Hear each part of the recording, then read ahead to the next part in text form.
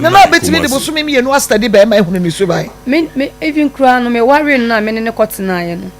se bia me tena ne nchen wo ho no suban basa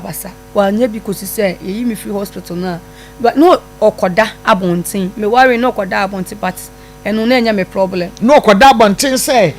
okoda abontin ne sai wokwa adwuma no ma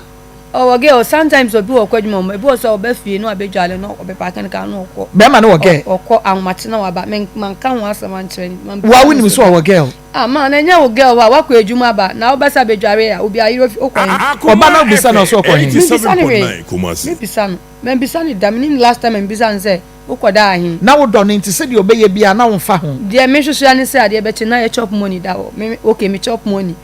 meti ma ye adwane na obenya bi na okọ na ode yade brewo e me bisa ni hwe ma enya yade ye bi na bi okọ ye ode brewo se ka cho so ye ya afọ de me bisa ni hwe da